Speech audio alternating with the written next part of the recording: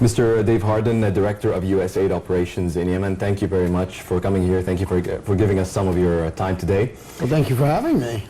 First of all, we're talking today about the ongoing regional crisis. There are crises in Syria, Yemen, South Sudan, and other parts of the Middle East that have been always described as unparalleled, shocking, and endless. How do you assess the plight of the people, needs and implications in the region, and especially, of course, in the war-torn country of Yemen? Well, I think you actually are asking an excellent question, because right now the international community is suffering from vast, complex crises all over the world, as you just mentioned. Yemen is, in fact, today the world's largest humanitarian crisis, and we're seeing perhaps 20 million people that are at risk of famine, and the largest cholera epidemic in the history of the world. Right. And since there's always this potential of spread of disease and then maybe turning into an epidemic, especially with the lack of water and proper sanitation, how do you work with this? How do you deal with this kind of situation? It's extraordinarily complicated, as you can imagine. One of the things that we have to do is make sure that there's sufficient fuel supplies at hospitals and clinics and water pump stations. And so we work very hard to make sure that the fuel gets to the places that it's needed. But in addition, we're working at with health clinics and doctors and nurses. The UN agencies and a number of international and local NGOs are on the front lines, really, in battling cholera. Cholera can be contained. We've done a good job in bringing down the risks in the last few months, but the rainy season is coming again, and we need to prepare now for that next outbreak. Right. Of course, millions of Yemenis are either displaced at the moment, forced to migrate, or maybe stuck on daily hurdles and sufferings. What does the USAID do to help these people? We, first of all, work closely with our colleagues and partners in the international community. So we work very closely with the Emiratis and the Saudis, the UN, the British, the French, the EU.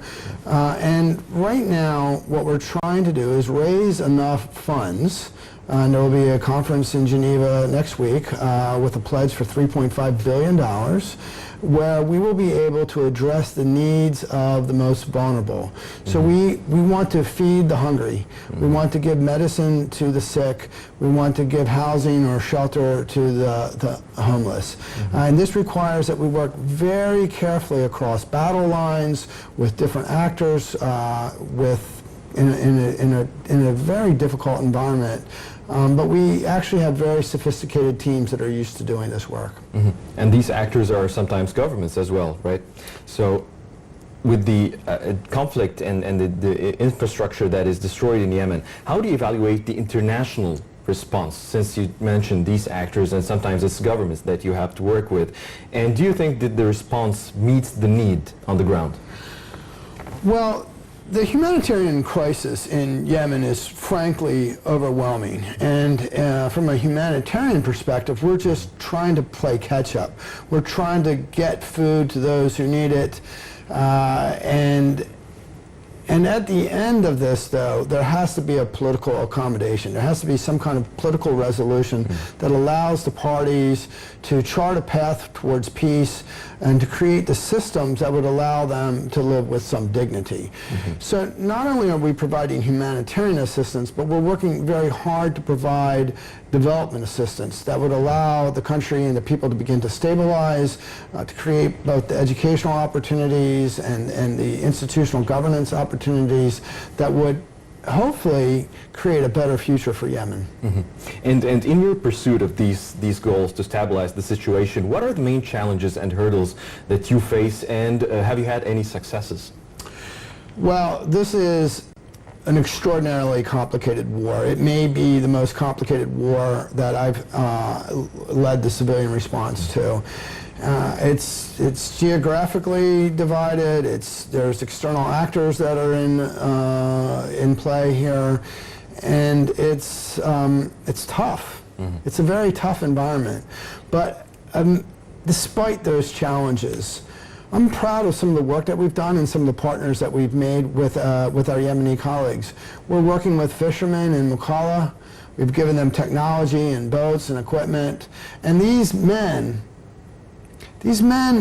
they don't really want a basket of food. I mean, they'll take it if they have to, but no father wants a basket of food. What they want is a job. They want education for their kids, they want health care, they want a future for the next generation. And so when we help fishermen in Wokala go out and catch fish, they're earning an income, they're living with dignity, they're bringing supplies back into the market, and they're creating a virtuous upcycle. And we're also working with women in the highlands who are coffee producers.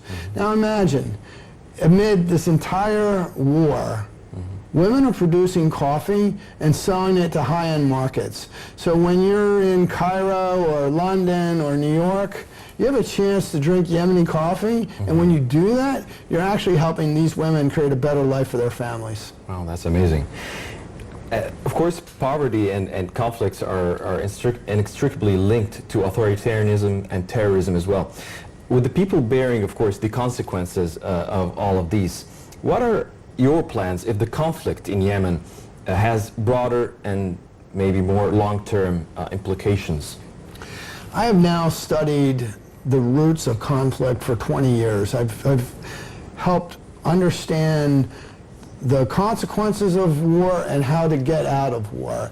And I've really learned that governance, inclusive societies, systems that work for the people, that aren't just captured by elites, are what's required to end conflicts. And so ultimately, this war will end. This war will end. Yeah. And when it ends, we have to be there with our partners to help create the systems and the institutions that will endure and provide the hope and the dignity and the justice for people. Thank you very much for being with us today, Mr. Dave Hardin, Director of U.S. Aid Operations in Yemen. Thank you very much. Thank you, sir. مشاهدينا الكرام، فاصل قصير ونعود إليكم من جديد. ابقوا معنا. لمحنة